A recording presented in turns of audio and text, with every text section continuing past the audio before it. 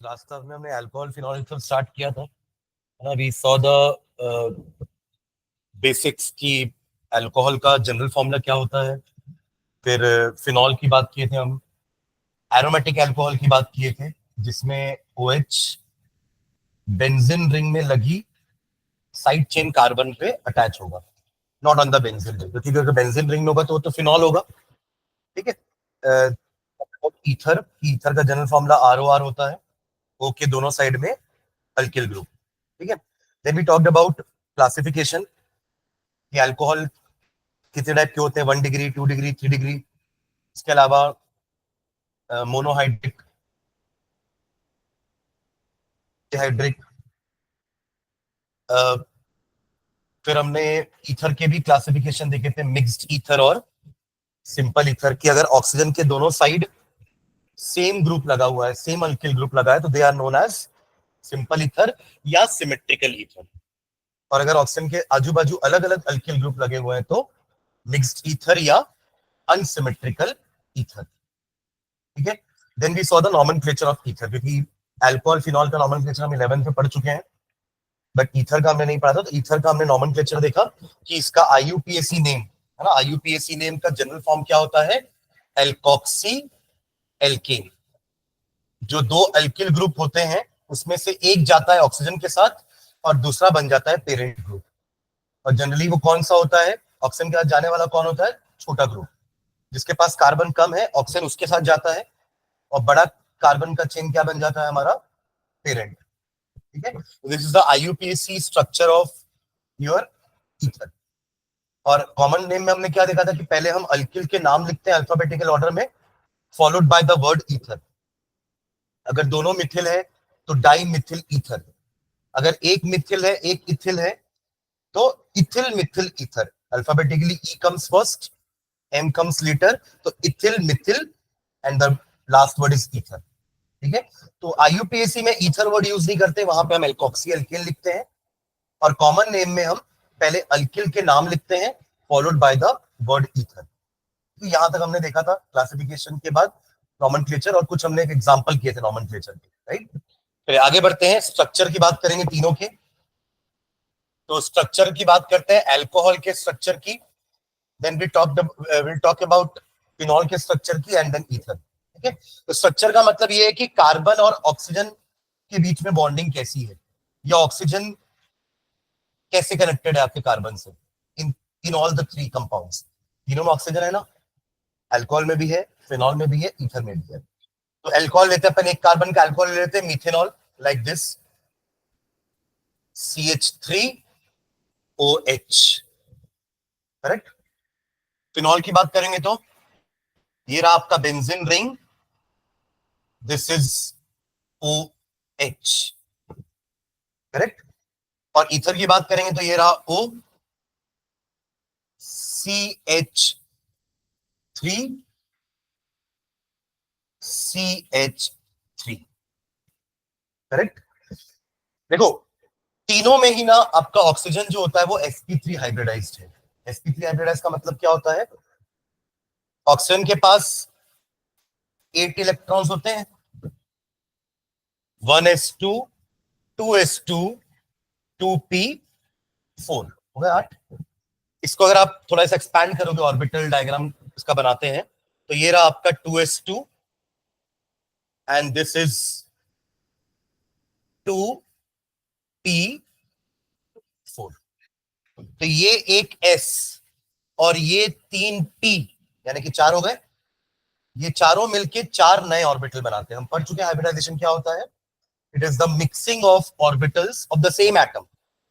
Oxygen के atom के ही तो ऑर्बिटल आपस में मिक्स हो रहे हैं ना, to generate a new orbital of same energy and same shape. क्योंकि हमें पता है कि S और P में शेप का भी फर्क है और एनर्जी का भी फर्क है ना. ये स्फेरिकल है, ये डंबल है, इसकी एनर्जी कम है, 2p की एनर्जी ज्यादा है.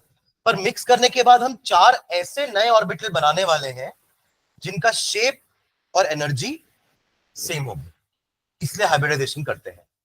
तो चारों मिलाकर के 4 नए ऑर्बिटल बनाने वाले हैं, और वो अपने आप को कैसे अरेंज कर लेते हैं? In the form of tetrahedral. याद है sp3 हाइब्रिडाइजेशन से ज्योमेट्री क्या बनती है? टेट्राहेड्रल. मतलब all the 4 orbitals will arrange themselves in the form of a regular tetrahedron. समझ में आया क्या? रेगुलर टेट्राहेड्रॉन दिख रहा है आपको? ये ऑक्सीजन के 4 ऑर्बिटल हैं ये वाले, करेक्ट? अब इनमें से 2 ऑर्बिटल तो फुल्ली फिल्ड है, हाँ या ना? दिख रहा है आपको? 2 फुल्ली फिल्ड और 2 आपके पार्शियली फिल्ड है, यही ओवरलैप करेंगे। हमने पढ़ा है वीबीटी में कि कोवलेंट बॉन्डिंग उन्हीं ऑर्बिटल्स की होती है जो हाफ फिल्ड है। वो एक और हाफ फिल्ड के साथ क्या करेंगे? ओवरलैप करेंगे, आइदर साइडवाइज या हेड ऑन।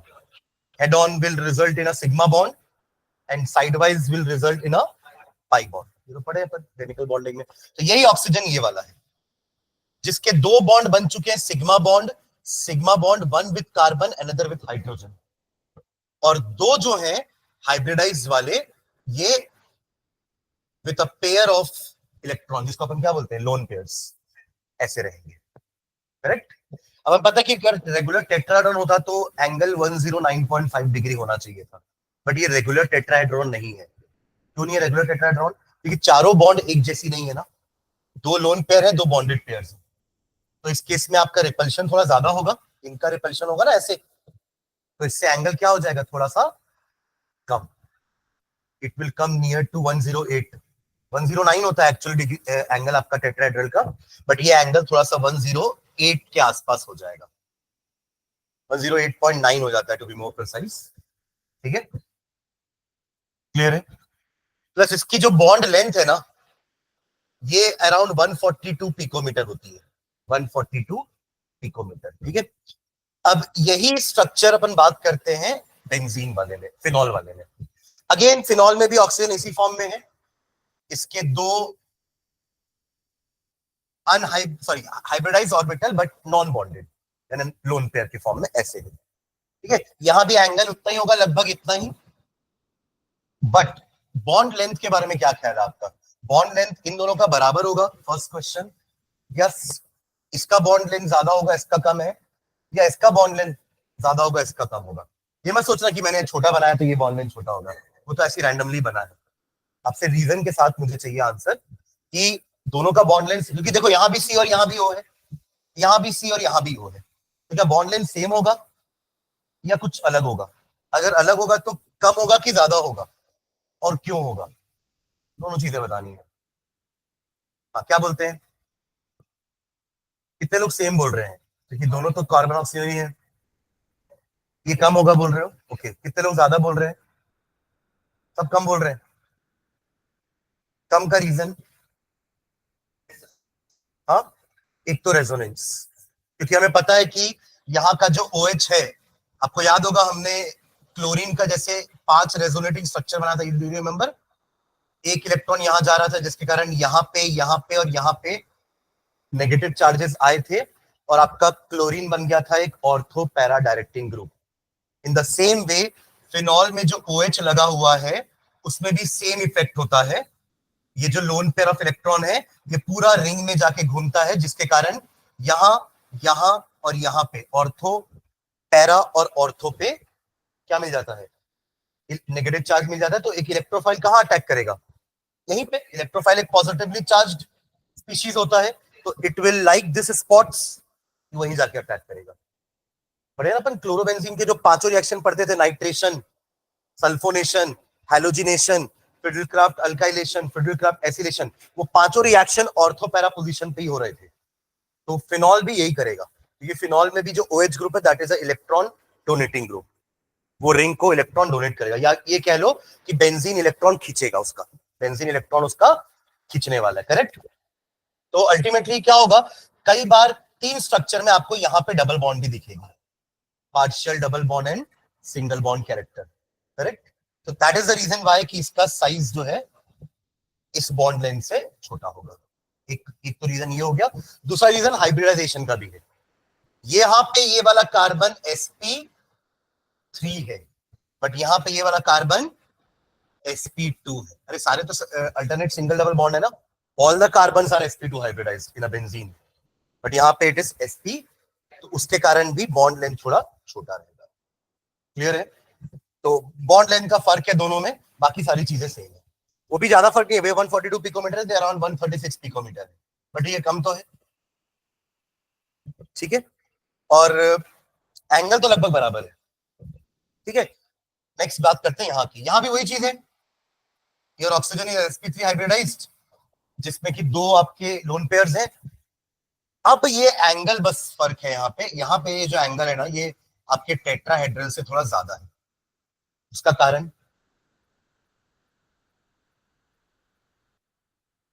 अभी देखो यहाँ कम होने का कारण क्या था दोनों जगह, कि ये दोनों रिपेल करके इसको दबा रहे थे, तो कम हो गया। अब आप सोचिए ना कि ये ज्यादा होने का कारण क्या होगा, अब ये दोनों रिपेल कर रहे होंगे तभी ज्यादा हो रहा होगा, तो होना भी चाहिए कि ये दोनों सेम ग्रुप है, they are bulky groups, they will repel each other. यही तो अपन पढ़ते थे कि सिस और ट्रांस वाले में क्यों सिस अनस्टेबल होता है, क्योंकि उसके दोनों ग्रुप एक साइड में है, they repel each other steric hindrance के कारण, and the molecule is little unstable. यहाँ भी वही हो रहा है कि ये दोनों एक दूसरे को रिपेल करेंगे, एंड ये वाला एंगल आपको थोड़ा 109 से ज्यादा दिखेगा। इन दोनों में आपको 109 से कम दिखा है। यहाँ पे दोनों अल्किल ग्रुप है ना आजू बाजू, यहाँ पे तो क्या था, एक जगह अल्किल ग्रुप है या एरिल ग्रुप है और दूसरी जगह हाइड्रोजन था, तो ये रिपल्शन नहीं हो रहा था इतना इन दोनों के बीच में। तो इन दोनों को कौन रिपेल कर रहा था, लोन पेयर्स। बट यहाँ पे लोन पेयर का रिपल्शन तो है, बट ये बड़े ग्रुप का रिपल्शन थोड़ा ज्यादा हो रहा है, that is making this bond angle little greater than 109.5 degree. समझ रहे आया कि तीनों का स्ट्रक्चर, ठीक है। तीनों में कॉमन चीजें क्या है, oxygen is sp3 hybridized, oxygen is sp, और वो दो सिग्मा बॉन्ड बना रहा है, यहाँ पे कार्बन और हाइड्रोजन के साथ, कार्बन और हाइड्रोजन के साथ, यहाँ पे कार्बन और कार्बन के साथ, है ना। एंगल इन दोनों का लगभग सेम है, यहाँ पे एंगल थोड़ा सा ज्यादा है, इस वाले में ईथर में एंगल थोड़ा सा ज्यादा है, और यहाँ दोनों में एंगल क्या है हमारा, सेम है। बॉन्ड लेंथ हमने देखी कि अल्कोहल में थोड़ी बॉन्ड लेंथ ज्यादा है और फिनॉल में बॉन्ड लेंथ थोड़ी कम है, ठीक है। एक सेकेंड ना, ठीक है। चलिए तीनों के बारे में थोड़ा थोड़ा लिखते हैं स्ट्रक्चर, और फिर आप लोग स्ट्रक्चर बना लीजिएगा, देखेंगे। In alcohols, in alcohols, in alcohols, in alcohols, the oxygen and the carbon attached to it are, in alcohols, the oxygen and the carbon attached to it are sp3 hybridized, sp3 hybridized, sp3 hybridized, full stop. Two of the four sp3 hybridized में तो 4 orbital हो गए ना, तो 2 of the 4 sp3 hybridized orbitals, 2 of the 4 sp3 hybridized orbitals, 2 of the 4 sp3 hybridized orbitals of oxygen overlap overlap overlap separately with overlap separately with 1s orbital of hydrogen, 1s orbital of hydrogen, and an 1s orbital of hydrogen and an sp3 hybridized orbital of carbon, and an sp3 hybridized orbital of carbon। इसकी बात कर रहे हैं अपन ये वाली, आप जो लेके समझ में आया आपको कि ऑक्सीजन की जो 4 ऑर्बिटल्स थी, ये वाली 4 में से 2 ये वाली, उन्होंने 1s H के 1s के साथ, और कार्बन की जो 4 sp3 है उसमें से 3 तो H के साथ कनेक्टेड है पहले से, एक जो बची उसके साथ ऑक्सीजन का sp3 कनेक्ट हो गया, ठीक है। Okay, of the orbital of carbon, forming sigma bonds, forming sigma bonds, forming sigma bonds, forming sigma bonds, full stop। The remaining two sp3 orbitals, the remaining two sp3 orbitals, the remaining two sp3 orbitals of oxygen contains lone pair of electrons, contains lone pair of electrons.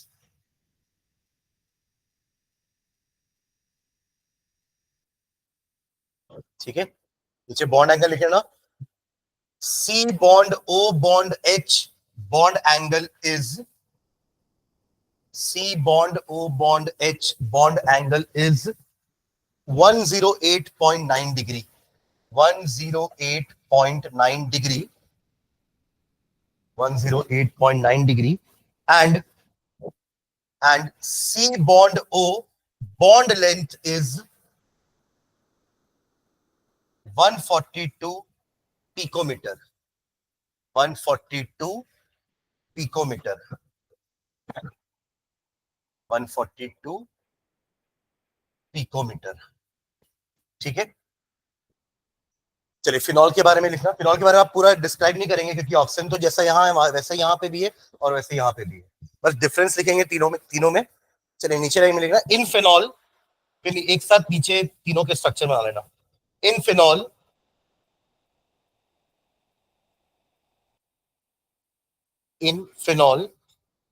the C bond O bond H bond angle, the C bond O bond H bond angle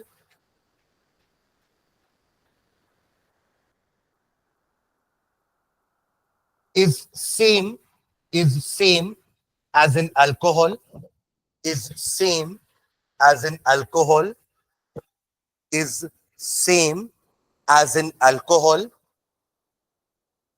is same as in alcohol, but the bond length, but the C bond O bond length, but the C bond O bond length is slightly less, is slightly less, is slightly less. Bracket में लिख लो 136 picometer. So stop. This is due to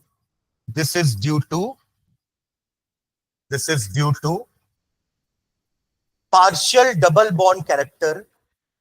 This is due to partial double bond character due to resonance, due to resonance, due to resonance,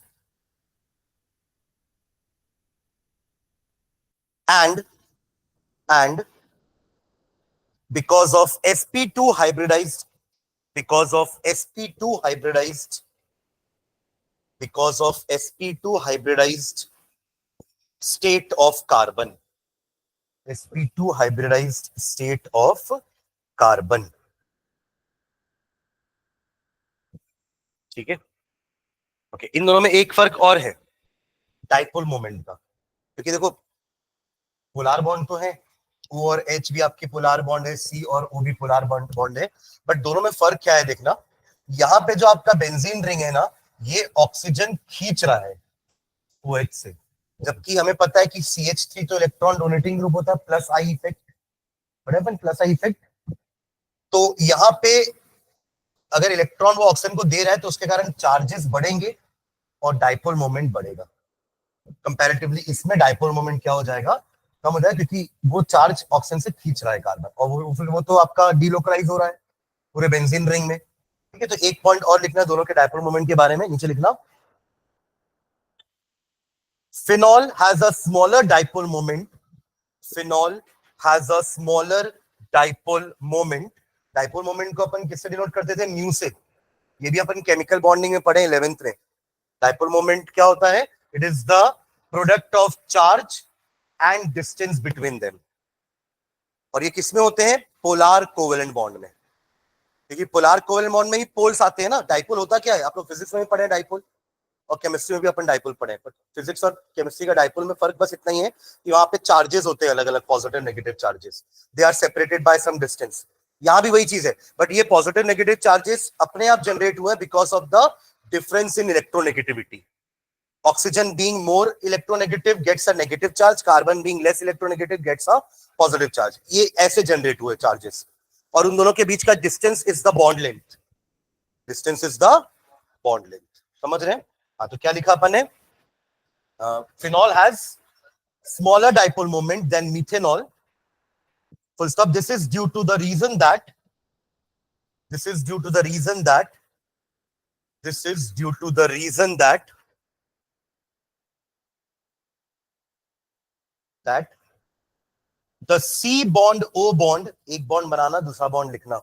The C bond O bond, C bond बनाना फिर O then bond लिखना है. C bond O bond in phenol is less polar, is less polar, is less polar, is less polar due to electron withdrawing effect of benzene ring. Due to electron withdrawing effect of benzene ring. Due to electron withdrawing effect of benzene ring. जबकि दूसरी तरफ methanol में जो carbon लगा हुआ है वो तो इलेक्ट्रॉन डोनेट करने वाला है ऑक्सीजन को, मेकिंग इट मोर पोलर. ठीक है, electron withdrawing effect of the benzene ring. while in methanol while in methanol while in methanol while in methanol the C bond O bond is more polar. C bond O bond is more polar, is more polar. C bond O bond is more polar due to electron donating effect of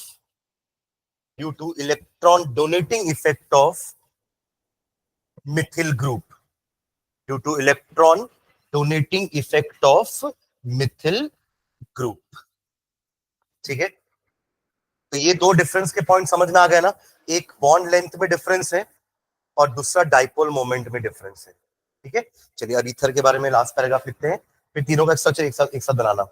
देखेंगे नीचे, in ether बस bond angle अलग है ना, तो उसके बारे में डिस्कशन कर रहे हैं अपन. In ether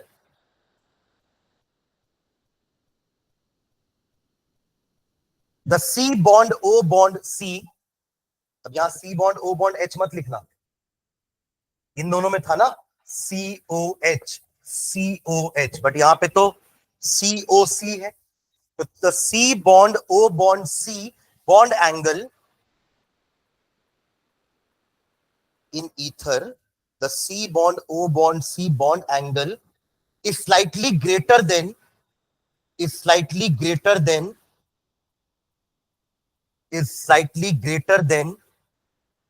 the tetrahedral angle, is slightly greater than the tetrahedral angle, जो कि होता है 109 है ना. 109 डिग्री 28 मिनट बोल लो, या 109.5 डिग्री, क्योंकि 28 मिनट को नियरली 30 मिनट ले लो और 30 मिनट आधा एंगल हो जाएगा. तो you can call it as 109.5 degree also, या 109 डिग्री 28 मिनट, दोनों सही है. ठीक है, तो क्या लिखे?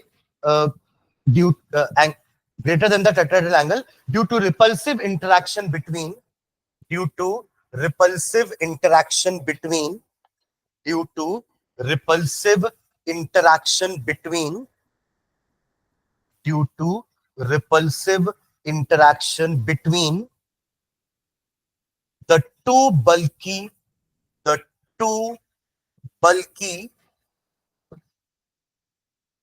R groups. R मतलब अल्किल है ना, टू बल्कि अल्किल ग्रुप्स या R ग्रुप्स. ठीक है, चलिए तीनों डायग्राम बना लो, बस एंगल दिखा देना और इन दोनों में बॉन्ड लेंथ भी दिखा देना, है ना.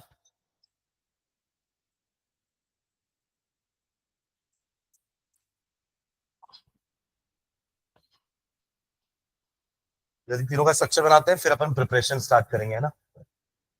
इतना तो तीनों के बारे में बात हो गई. अब एक एक करके हम एल्कोहल का प्रिपरेशन, फिनॉल का प्रिपरेशन और ईथर का प्रिपरेशन पढ़ेंगे, देन उनकी physical properties and chemical properties.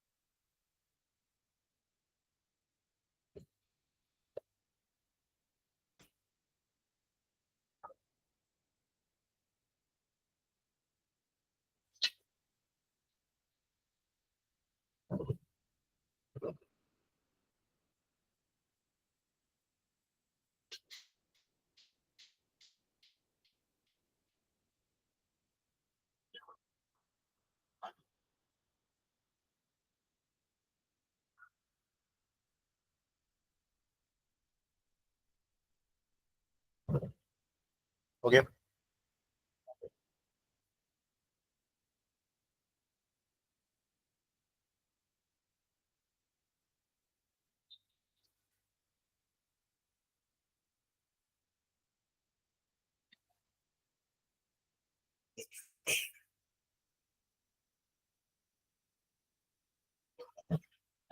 Anshu का है, अंशु।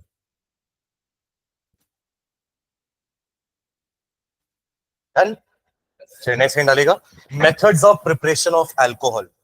अब प्रिपरेशन प्रॉपर्टी अलग अलग पढ़ेंगे सबकी, है ना। Methods of preparation of alcohol, methods of preparation of alcohol. पिछले चैप्टर से ऐसा कोई रिएक्शन किसी को याद है क्या, जिससे अपन हेलो एल्केन से अल्कोहल बना दे?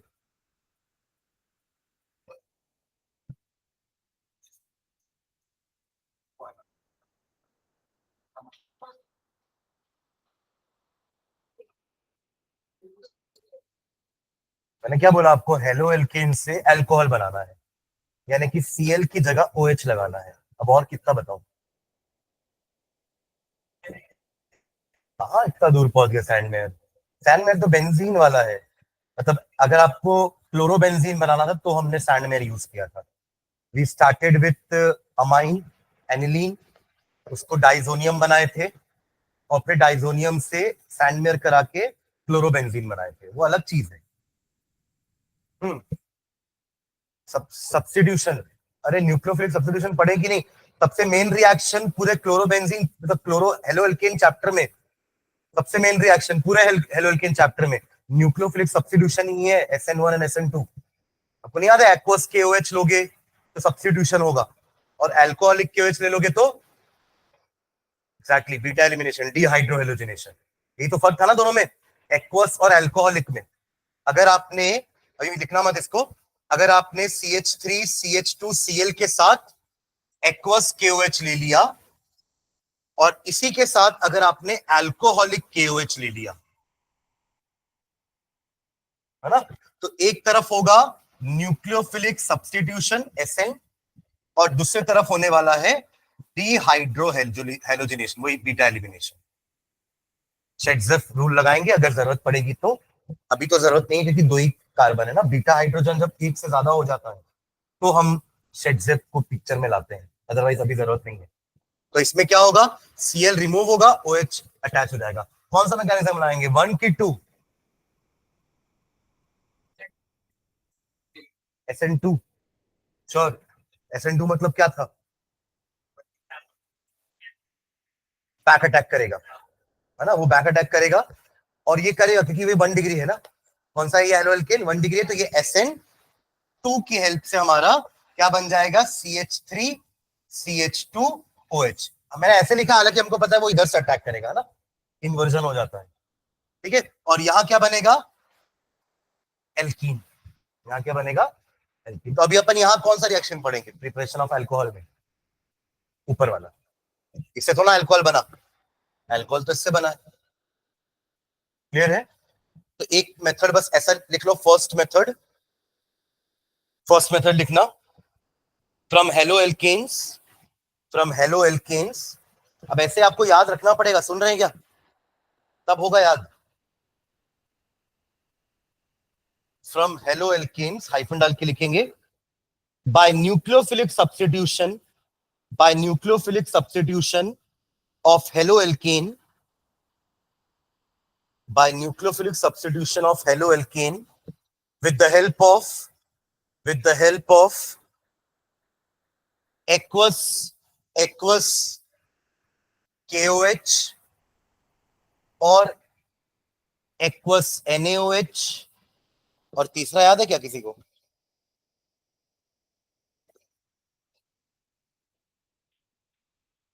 वाटर भी ले सकते हैं, बट मैंने एक और कुछ लिखवाया था, मॉइस्ट सिल्वर ऑक्साइड, है ना, और moist silver oxide, aqueous KOH या एक्वस NaOH या मॉइस्ट सिल्वर ऑक्साइड। वाटर सीधा ले सकते हैं, बट वहां पता है क्या होगा, वाटर खुद एक न्यूक्लियोफाइल है, अपन को सिर्फ OH निकालना है, वो होगा, मतलब उसमें भी अल्कोहल ही बनेगा, वो हमारा अगला रिएक्शन भी है। बट वहां क्या होगा पता है, पहले पूरा H2O जाके अटैच हो जाएगा, तो H2O जाके अटैच होगा, क्योंकि H2O के पास लोन पेयर है, तो ये भी एक तरह का न्यूक्लियोफाइल ही है, तो ये पूरा जाके अटैच होगा उससे, फिर आपको H को रिमूव करना पड़ेगा, तभी तो मिलेगा ना आपको अल्कोहल। अभी आपको पता क्या मिलेगा, अगर ये जाके डायरेक्ट ऐड हो गया ना, you will get a protonated alcohol. क्या मिलेगा, अल्कोहल तो मिलेगा, बट उसके साथ एक H एक्स्ट्रा चला गया ना, this makes the alcohol protonated. Protonated मतलब एक प्रोटोन ऐड हुआ है, इससे नाम पड़ गया प्रोटोनेटेड। तो फिर उसको अपन डीप्रोटोनेशन करके एक प्रोटोन रिमूव करेंगे, तब जाके वो अल्कोहल बनेगा, डायरेक्टली नहीं बनेगा, इट टेक्स सम स्टेप्स, ठीक है। बट अगर आप ये लोग इनको लोगे ना, तो ये आपको डायरेक्टली दे देंगे OH नेगेटिव, समझ में आ रहा है क्या। बट यहाँ पे ये लोन पेयर होने के कारण ये खुद अपने आप में ही न्यूक्लियोफाइल है, मैं क्लियर। चलो एक ऊपर और रिएक्शन लिख लो बस, फिर आगे बढ़ते हैं। इसको आप सीधा एक काम करो, ये ना लिख करके ये भी लिख सकते हो, general reaction, RX plus aqueous KOH gives you ROH plus HX, खत्म। HX नहीं, सॉरी, KX होगा ना, ठीक है, ये जनरल रिएक्शन हो जाएगा। अब आप R की जगह कुछ भी लगाओ और X की जगह कुछ भी रखो, और आपके रिएक्शंस बनते जाएंगे, ठीक है। चलिए second method, second method, from alkenes, from alkenes, from alkenes. कैसे बनेगा एल्कीन से, एडिशन, OH ऐड कराना अपन को, तो अब पानी ले सकते हैं, अब पानी लेंगे एक्चुअली में। तो पानी में क्या होगा, आपके पास OH नेगेटिव है, पानी के पास भी, तो ये जाकर के ऐड होगा। तो दो तरीके से अपन कर सकते हैं इसको ऐड, एक इनडायरेक्ट होता है, अगर एल्कीन हमारा कम रिएक्टिव है ना, तो हम इनडायरेक्ट हाइड्रेशन, इसके प्रोसेस का नाम क्या होगा, हाइड्रेशन, उल्टा है ना ये डिहाइड्रेशन से। देखो अगर आपको अल्कोहल से एल्कीन बनाना होता तो आप अल्कोहल को डिहाइड्रेट करते, ताकि पानी रिमूव हो जाए और एल्कीन बन जाए, समझ रहे हो मैं क्या बोल रहा हूँ। इन द सेम वे अगर आपको एल्कीन से अल्कोहल बनाना है तो पानी ऐड करना पड़ेगा, तो दोनों अपोजिट प्रोसेस होते हैं, है ना। एक है आपका हाइड्रेशन और दूसरा है डिहाइड्रेशन, क्लियर। और किस्मत से हम दोनों चीजें इसी चैप्टर में पढ़ने वाले हैं, इनफैक्ट इसी अल्कोहल में। क्यों, अभी अल्कोहल बना रहे हैं तो हाइड्रेशन करेंगे, जब अल्कोहल की केमिकल प्रॉपर्टी पढ़ोगे ना, तब अल्कोहल को डिहाइड्रेट करोगे तो एल्कीन मिल जाएगा। तो दोनों अपन अल्कोहल में ही पढ़ेंगे, दोनों चीजें, hydration of alkene to give alcohol, dehydration of alcohol to give alkene. और दोनों का मैकेनिज्म भी देखेंगे कि कैसे होता है। 3 स्टेप का मैकेनिज्म होता है इनका। देखिए पानी मैंने भी कहा ना कैसे ऐड होता है, पूरा जाके चिपकेगा, फिर आपको हटाना पड़ेगा एक एच को, तब जाकर आपको प्योर अल्कोहल मिलेगा, वरना पहले आपको प्रोटोनेटेड अल्कोहल मिलेगा, फिर आप डीप्रोटोनेशन कराओगे तो आपको प्योर अल्कोहल मिल जाएगा। ठीक है, चलिए इसमें लिखना तो हाइड्रेशन ऑफ क्या लिखे, फ्रॉम एल्कीन, हाइफन डाल के लिखो, hydration of alkene, hydration of alkene gives alcohol, hydration of alkene gives alcohol, gives alcohol, full stop. Hydration means addition of a molecule of water. Hydration means addition of a molecule of water, addition of a molecule of water, full stop. This can be carried out, this can be carried out, this can be carried out either indirectly, either indirectly or directly, indirectly or directly। ठीक है, indirectly और directly का दोनों का meaning समझना। मान लीजिए आप यहाँ पे एक एल्कीन लेते हैं, लेट्स टेक इथीन, इथीन लोगे तो मार्कोनिकॉफ एंटी मार्कोनिकॉफ को कोई झंझट नहीं होगा। अभी तो वो तब पिक्चर में आता है जब हमने एल्कीन को अनसिमेट्रिकल लिया है।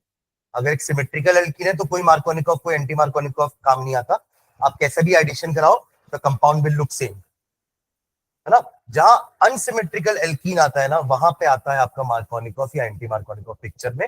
वो भी डिपेंड करेगा कंडीशन पे। अगर आप एब्सेंस ऑफ पेरोक्साइड में काम कर रहे हो तो मार्कोनिकॉफ होगा, और अगर प्रेजेंस ऑफ पेरोक्साइड है तो एंटी मार्कोनिकॉफ का हार्श इफेक्ट, जिसमें आपका हाइड्रोजन, अगर मैं मार्कोनिकॉफ की बात करूं तो हाइड्रोजन कहां जाता है, जहां पे पहले से ही ज्यादा हाइड्रोजन है, या यूं कह लो पॉजिटिव पार्ट वहां जाता है जहां पे हाइड्रोजन ज्यादा है, और नेगेटिव पार्ट वहां जाता है जहां हाइड्रोजन कम है। और एंटी मार्कोनिकॉफ को उल्टा, पॉजिटिव पार्ट वहां जाएगा जहां हाइड्रोजन कम है, और नेगेटिव पार्ट वहां जाएगा जहां पे हाइड्रोजन ज्यादा है। एडिशन में तो ये हो रहा ना कि पॉजिटिव नेगेटिव दोनों चीजें ऐड होने वाली है, कुछ आपको बाई प्रोडक्ट नहीं मिलने वाला। सुन रहे, सब्स्टिट्यूशन में बाई प्रोडक्ट्स मिलते हैं आपको, जैसे अभी मिला ना कि KCl में से, सॉरी KOH में से OH चला गया उधर, उधर से Cl रिटर्न आया तो KCl बन गया, that is a by product. तो सब्स्टिट्यूशन में we get a by product, but in addition reaction जो भी मॉलिक्यूल आपको ऐड करना है वो दोनों कार्बन में जाके positive part negative part add हो जाएगा। ठीक है, चलो तो एल्कीन इथीन लेते हैं अपन, इथीन में अपन ऐड कराते हैं, इनडायरेक्ट बता रहा हूं पहले। तो इनडायरेक्ट में क्या करते हैं, पहले अपन H2SO4 लेते हैं, यानी कि देखो हाइड्रेशन या डिहाइड्रेशन खाली डायरेक्ट पानी के साथ नहीं होगा, हमें साथ में एसिड लेना पड़ता है, इसे बोलते हैं एसिडिक डिहाइड्रेशन, और ये भी एसिडिक हाइड्रेशन ही होगा। ठीक है, बट फर्क इतना है कि इनडायरेक्ट वाले में ना पहले अपन H2SO4 को रिएक्ट करवाते हैं हमारे एल्कीन के साथ। तो क्या होगा, देखो अभी इसमें 2 पार्ट है, एक है H पॉजिटिव और दूसरा क्या बचा, जो बच गया HSO4 नेगेटिव, यही बचेगा। तो इसमें पॉजिटिव पार्ट कहीं भी लगा दो, अभी तो कोई फर्क नहीं पड़ेगा। पर हाँ, अगर मैंने प्रोपीन लिया ना तब मार्कोनिकॉफ आएगा पिक्चर में, अभी तो कोई दिक्कत नहीं है। H यहां लगाओ HSO4 यहां चला जाएगा, H यहां लगाओ HSO4 यहां चला जाएगा, it will make no difference. तो क्या बनेगा आपका पहला कंपाउंड, ये आपको CH3 कर दूं इसको, और ये डबल बॉन्ड हटा देना, ये एडिशन हो चुका है, तो अब ये सिंगल हो जाएगी, और ये कार्बन पे मैं लगा देता हूं CH2 पे, एक O को अलग कर देता हूं क्योंकि O से अटैचमेंट होने वाला है ना, तो एक O को अलग कर देता हूं मैं, और बाकी सारे को एक साथ लिख देता हूं। ठीक है, SO2OH, क्योंकि वो लास्ट वाला H उस O के साथ अटैच है, इसलिए वो लास्ट वाले O को भी अलग कर दिया मैंने। समझ में आ रहा है क्या, बस दिखाने के लिए कि कौन किसके साथ बॉन्ड हो रहा है। 4 ऑक्सीजन में से एक ऑक्सीजन कार्बन के साथ बॉन्डेड है, 2 ऑक्सीजन सल्फर के साथ बॉन्डेड है, डबल बॉन्ड ऊपर नीचे, और एक ऑक्सीजन इधर सल्फर के साथ बॉन्डेड है, और उसके उस साइड में हाइड्रोजन के साथ। सल्फर भी 2 बॉन्ड बनाता है, ऑक्सीजन भी 2 बॉन्ड बनाता है, बट हाइड्रोजन एक ही बनाता है। तो सबका सेटिस्फाई हो जाएगा बॉन्डिंग वैलेंसी, ठीक है। तो ये फर्स्ट स्टेप हुआ। अब इसी को हम फर्दर बॉइल कर देंगे ना,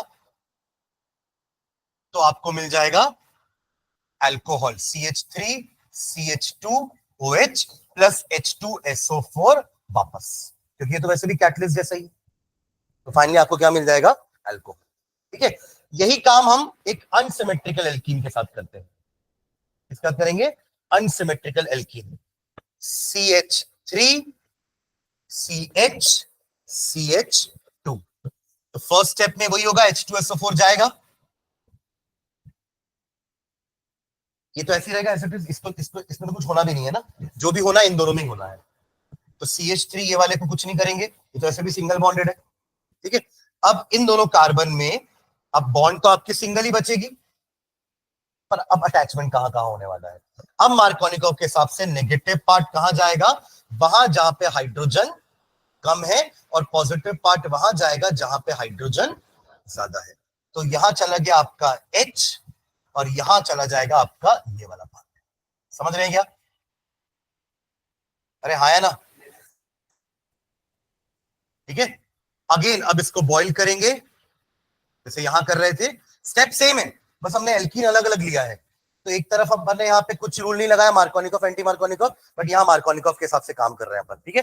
तो अब फाइनल हमारा जो प्रोडक्ट भी बनेगा, उसमें भी OH कहां आएगा, बीच वाले कार्बन पे, एंड आपको H2SO4 वापस मिल जाएगा, ठीक है। बट वही अगर हमने कोई एक ज्यादा स्ट्रॉन्ग एल्कीन लिया ना, जो रिएक्टिव एल्कीन है, तो डायरेक्ट से भी काम हो जाएगा, आपको पहले स्टेप पे H2SO4 को रिएक्ट नहीं कराना पड़ेगा, सीधा पानी ऐड करो, बट रिएक्शन हाँ होगा तो H2SO4 के ही प्रेजेंस में, ठीक है, and you will get what, alcohol. चलो कहां लगाऊं जल्दी बताओ, फिर मार्क कॉफी करेंगे, H पॉजिटिव, चलो कहां लगाऊं OH को, बीच वाले में, क्योंकि देखो ऑलरेडी बीच वाले में एक भी हाइड्रोजन नहीं है एक्चुअली, है ना, इधर में तो कम से कम एक तो है, अभी भी एक नहीं सॉरी दो है, ठीक है। तो क्या मिलेगा हमें, करेक्ट। तो तीनों रिएक्शन समझ में आए क्या, जल्दी नोट करो। इसमें एच भर लेना है ना भाई। तो याद रखेंगे एडिशन करते वक्त उन्हीं दो कार्बन पे एडिशन करना है जो डबली बॉन्डेड है, तीसरे वाले को नहीं छेड़ना है।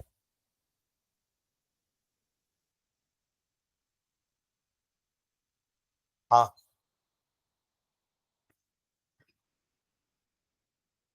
इसका मैकेनिज्म देखते हैं कैसे हो रहा है मैकेनिज्म, जल्दी नोट डाउन कर लो उसको।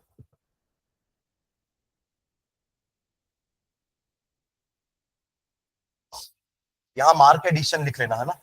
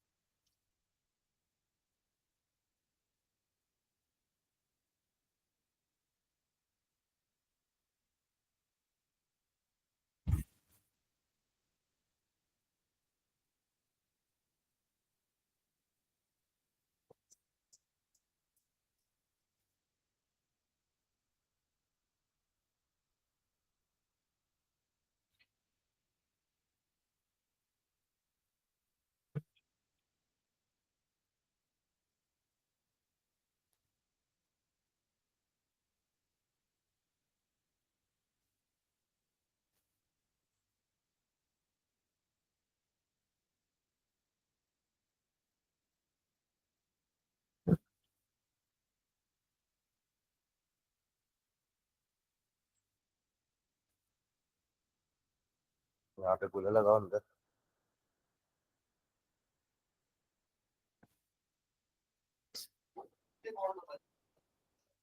हाँ हाँ वो सही है,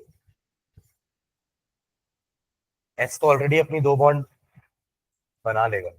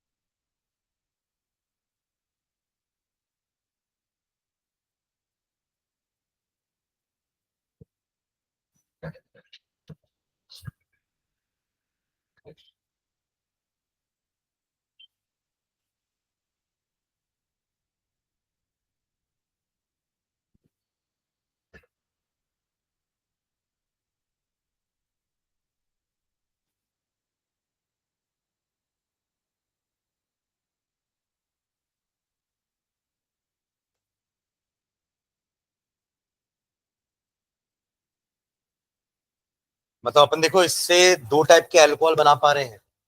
फर्स्ट वाला जो बना है वो प्राइमरी अल्कोहल है ना, 1 डिग्री। ये किस टाइप का अल्कोहल है? 1 डिग्री अल्कोहल है। और ये वाले 2 डिग्री अल्कोहल है ना। ये तो इनफैक्ट 3 डिग्री हो गया क्या? हाँ, ये तो 3 डिग्री हो गया।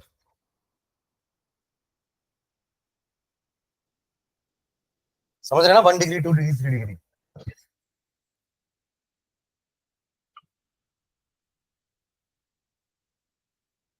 ठीक है।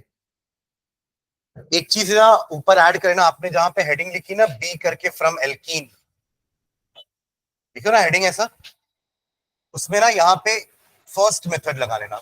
ये पहला मेथड है हाइड्रेशन के साथ। हम एल्कीन से दो मेथड पढ़ने वाले हैं अल्कोहल बनाने के। एक तो हाइड्रेशन अभी पढ़ रहे हैं, और एक मेथड और पढ़ेंगे, है ना। तो ये अभी आपका फर्स्ट मेथड है एल्कीन से। जैसा आपको याद है अपन अल्कोहल से भी बहुत सारे टाइप के मेथड से हेलो एल्कीन बनाते थे ना। PCl3 PCl5 से अलग बनता था, HX से अलग बनता था, फिर SOCl2 से अलग बनता था। तो सारे अल्कोहल से ही मेथड से हेलो एल्कीन बनाने के। वैसे ही एल्कीन से भी अल्कोहल दो मेथड से बन सकता है। एक तो ये हो गया। चलो उसका मैकेनिज्म लिखते हैं, नीचे लिखना मैकेनिज्म, हेडिंग डालना इसी का ही। मैकेनिज्म करते हैं, मैकेनिज्म। उसमें स्टेप 1 लिखेंगे, step 1 electrophilic attack by, electrophilic attack by, electrophilic attack by hydronium ion, electrophilic attack by hydronium. Hydronium ion एक इलेक्ट्रोफाइल है ना, क्योंकि H पॉजिटिव है वो। एक पॉजिटिवली चार्ज स्पीशीज इलेक्ट्रोफाइल होता है, और एक नेगेटिवली चार्ज स्पीशीज या फिर एक neutral species with a lone pair of electron nucleophile होते हैं। ठीक है। तो क्या लिखे? Electrophilic attack by hydronium ion on alkene, on alkene, on alkene gives a carbocation intermediate, gives a carbocation intermediate, gives a carbocation intermediate।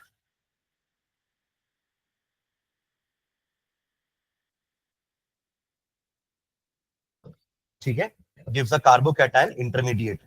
तो reaction लिखना है इसका। This is your alkene CH3 CH double bond CH2, प्रोपी नहीं है। और ये रहा H3O positive hydronium ion. कहां से आएगा? एसिड से, है ना। तभी तो अपन एसिड के प्रेजेंस में कर एसिडिक हाइड्रेशन ऑफ एल्कीन। ठीक है। तो ये H3O पॉजिटिव जा करके अटैक करेगा इधर, और आपको मिलेगा एक कार्बोकैटायन CH3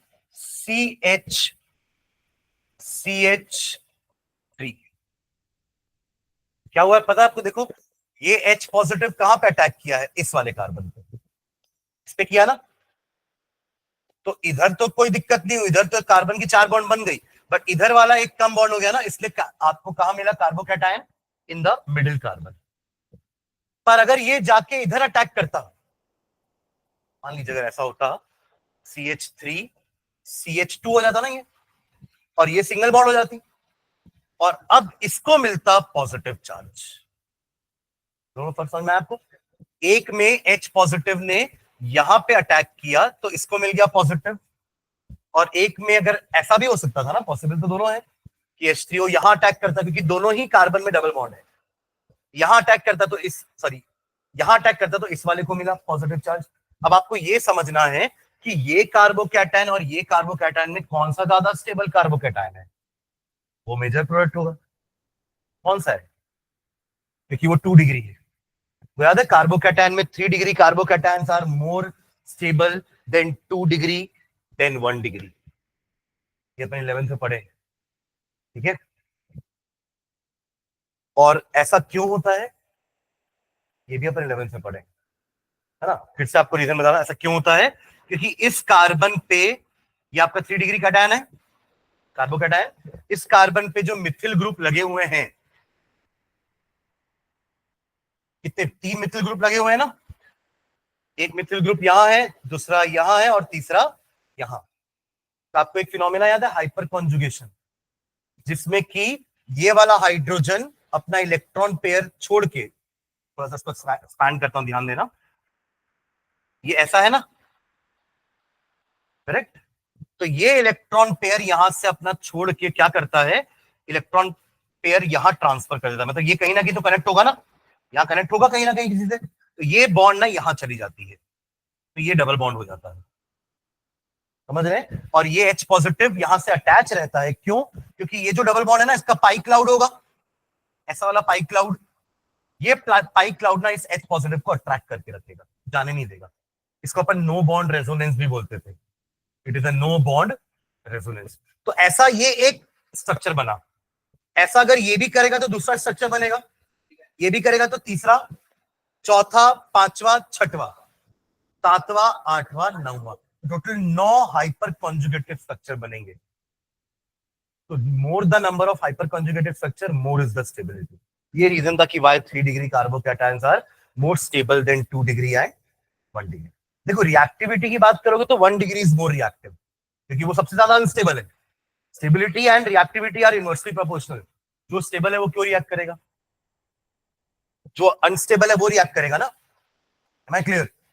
तो स्टेबिलिटी का ऑर्डर ये है, रिएक्टिविटी का ऑर्डर उल्टा, क्लियर है। तो दैट इज वाई स्टेबिलिटी की बात कर रहे हैं अभी अपन। तो 2 degree is more stable then 1 degree, तो इसलिए ये नहीं बनेगा, बनेगा भी तो बहुत कम क्वांटिटी में बनेगा, क्लियर है। चलो, तो हाँ, यही वाले का स्टेप आपने लिख लिया ना, हेडिंग, उसका रिएक्शन लिखेंगे, CH3 CH2 CH double bond CH2 H2 positive, आपको ये मिल जाएगा। This is your 2 degree carbocation, लिख भी लेना नीचे, 2 degree carbocation, 2 degree carbocation plus, और इधर क्या बचेगा, एक H निकल गया तो ये तो पानी बचेगा ना, क्लियर है।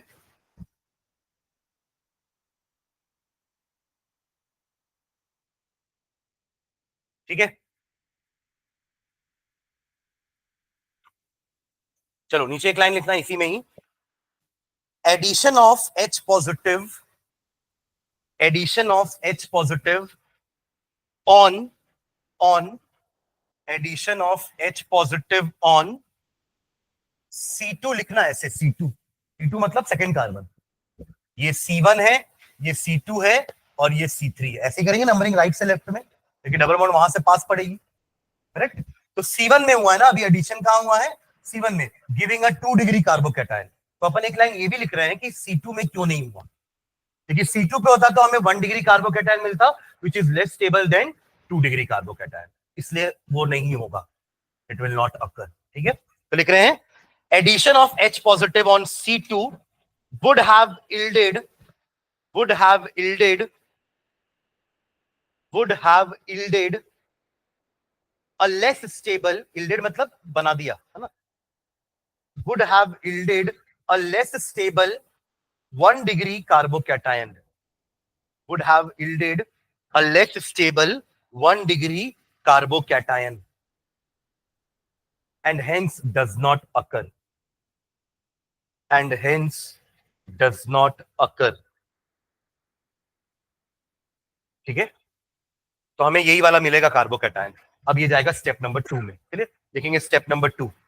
स्टेप नंबर 2, तो एक्चुअली ये स्टेप नंबर 1 को आप एक और लाइन से भी डिनोट कर सकते हो कि स्टेप नंबर 1 में प्रोटोनेशन हुआ है। क्या बोलते हैं प्रोटोनेशन, मतलब क्या होगा, what is the meaning of protonation, addition of a proton. पहला स्टेप क्या हुआ, प्रोटोनेशन, ठीक है। चलिए सेकंड स्टेप में लिखना, अब ये सेकंड स्टेप मेरा पानी आके अटैक करेगा, पानी न्यूक्लियोफाइल है, उसको मिल गया एक पॉजिटिव सेंटर, इलेक्ट्रोफिलिक सेंटर, वहां जाके अटैक करेगा। तो लिखेंगे second step, nucleophilic attack by water, nucleophilic attack by water on 2 degree carbocation, on 2 degree carbocation to give protonated alcohol, to give protonated alcohol, to give protonated alcohol, क्योंकि ये जाके ना ऐसे अटैच हो जाएगा यहां, ठीक है। तो क्या मिलेगा आपको, देखो ये वाले CH3 को कुछ मत करना, यहाँ पे CH है ऐसा का ऐसा ही, ये भी CH3 ऐसा का ऐसा ही, समझ रहे हैं क्या, पूरा चीज सेम है, पर अब ये पॉजिटिव साइन हटा देना यहां से, और यहां पे आपका अटैच हो जाएगा दिस OH, ऐसा, क्लियर है। इसी को बोलते हैं प्रोटोनेटेड अल्कोहल, क्यों, क्योंकि इस अल्कोहल में प्रोटॉन ज्यादा है। अल्कोहल तो ये होता ना क्या, OH होता ना बस, पर साथ में आपको एक H एक्स्ट्रा दिख रहा है, that is what is meant by protonated alcohol, एक ऐसा अल्कोहल जिसमें प्रोटॉन भी अटैच्ड है। तो बस लास्ट स्टेप में हम यही करने वाले हैं, डीप्रोटोनेशन करेंगे, वो एक H हट जाएगा and you will get a alcohol, ठीक है। रिएक्शन लिख लो जल्दी से, ये वाला प्रोटोनेटेड अल्कोहल,